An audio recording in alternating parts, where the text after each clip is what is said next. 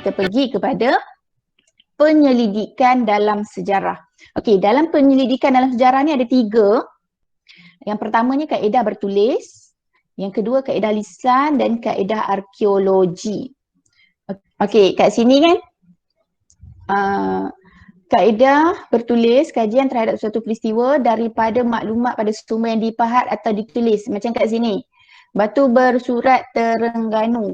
Apa yang ada dekat sini adalah sumber-sumber yang telah dipahat dan ditulis di sini.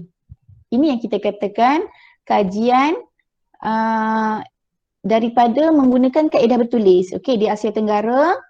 Sekejap saya buat pointer. Highlight lah.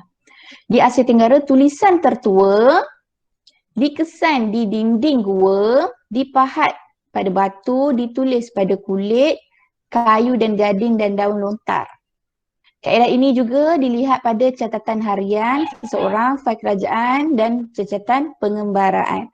Proses macam ni tadilah yang kita bincang tadi, mengenal pasti sumber bagi sesuatu peristiwa, mendapat dan mengesahkan sumber bertulis tersebut, mengumpul dan menyimpan sumber yang diperoleh, menggunakan peralatan yang sesuai dan menganalisis. Okey, kita pergi kepada kaedah lisan, kaedah yang kedua. Proses ini mendapatkan maklumat melalui temu bual. Proses dapatkan maklumat temu bual. Maksudnya dekat sini bila awak menggunakan kaedah lisan, contoh awak nak mengkaji tentang budaya orang Melayu. Awak jumpa siapa untuk awak nak kaji budaya orang Melayu? Mestilah awak akan jumpa tokoh-tokoh yang terpilih. Ini tokoh-tokoh yang terpilih untuk ditemuan, dikenali sebagai orang sumber. Maksudnya tokoh tu perlulah orang tu dikenali ramai dan dia ni memang ada ilmu tentang budaya yang awak nak kaji. Okey? Mereka memberikan maklumat melalui pemerhatian dan pengalaman sendiri. Sebab tu kita katakan kita guna kaedah lisan. Kita temu bual dia, kita interview dia. Terdapat 3 tahap dalam kaedah lisan, iaitu tahap pertama adalah persediaan. Persediaan ni apa benda yang kena ada dalam proses persediaan ni? Siapa tahu? Dalam buku teks dia tulis apa? Tahap pertama dalam persediaan ni apa benda yang ditulis kat situ? Menentukan tokoh. Menentukan Tokoh. tokoh. Okay, good. Sebelum kita nak buat kaedah lisan ni, kita kena tentukan siapa tokoh yang kita nak interview tu. Okay, rakaman temu bual merupakan tahap kedua. Okay, apa benda lagi yang ditulis dalam buku teks tu? Menentukan skop atau perkara yang akan ditemu bual. Good. Menentukan skop atau perkara yang temu bual. Contoh awak nak kaji tentang budaya Melayu. Budaya Melayu ni besar tau. Okey. Tapi skop yang awak nak kaji ialah budaya Melayu di negeri Perak. Okey, apa budaya Melayu ni di negeri Perak? Jadi awak akan jumpa tokoh orang Perak. Betul tak? Jadi rakaman untuk tahap kedua ni, rakaman temu bual ni, awak punya skopnya adalah budaya di Perak. Okey. Jadi awak akan tanya soalan-soalan semua yang berkaitan dengan skop yang awak tentukan.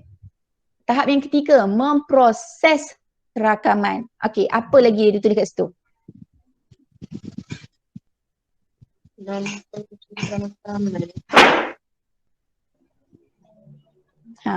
Memproses rakaman tu apa lagi dia tulis kat situ? Membuat senarai dan menyalin atau menyunting rakaman. Okey, membuat senarai maksudnya kita tentukan apa yang tokoh tu cakap tu mana satu yang penting. Kita senaraikan. Lepas tu kita buat penyuntingan, maksudnya kalau tokoh yang bercakap ni bila kita interview dia mesti akan ada macam apa rehat kejap, lepas tu kita selang-seli dengan temu bual lain, macam contohnya macam kita tanya pasal pengalaman dia, dia akan cerita juga benda-benda lain. Jadi kita nak dapatkan yang fakta yang memang padat dengan info. Contoh rakaman kita buat 3 jam, takkan kita nak masukkan dekat TV contohnya kan. Takkan kita nak masuk 3 jam? Tak, kita akan cut, kita akan sunting, kita akan ambil yang penting saja. Okey, itu maksud tahap ketiga, memproses rakaman. Okey, next. Kita pergi kepada kaedah arkeologi. Kaedah arkeologi ini digunakan secara saintifik untuk mencari maklumat sejarah daripada bahan tinggalan sejarah. Okey. Contoh kat sini, fosil, tembikar, bahan logam dan binaan daripada batu ditemukan melalui kaedah kaedah gali cari. Okey, atau ekskavasi. Contohnya, benda-benda ni semua tak ada tiba-tiba timbul dekat atas permukaan bumi. Tak ada, ni mesti ada yang tertanam dalam tanah. Okey, jadi kita buat kaedah gali cari atau ekskavasi untuk kita jumpa peralatan-peralatan ni macam ni kan, fosil, tembikar, bahan logam ni semua kita guna kaedah gali cari. Okey, aktiviti gali cari di tapak penemuan perlu ada perancang grade. Okey, kenapa kita kena ada perancang grade? Supaya kerja-kerja kaedah gali cari berjalan dengan lancar. Maksudnya kita dah tahu dah kita nak cari di mana, kita nak gali di mana. Itu sebabnya kita perlu adanya perancang grid.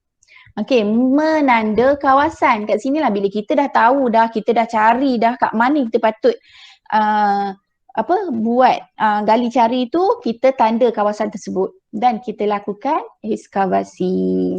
Okey, kerja-kerja di makmal arkeologi pula apa benda?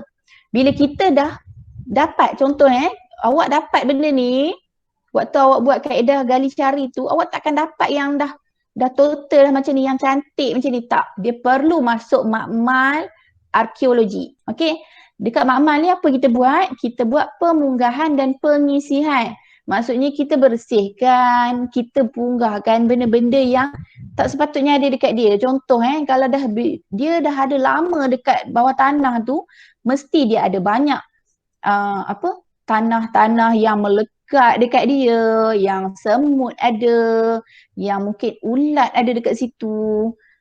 Ada macam-macam kan dekat bawah tanah. Jadi kita perlu buat penyisihan dan kita perlu bersihkan dan kita perlu mengkatalogan dengan nombor pengenalan.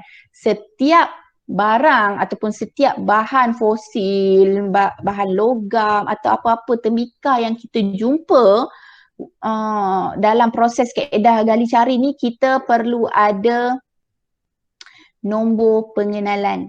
Okey, sebab tu kita tahu, okey, barang ni kita jumpa di mana. Kita kaji tentang apa. Jadi kita ada nombor pengenalan masing-masing. Contoh macam awak lah. Awak dekat Malaysia ni pun, awak hidup sebagai manusia, awak ada kad pengenalan.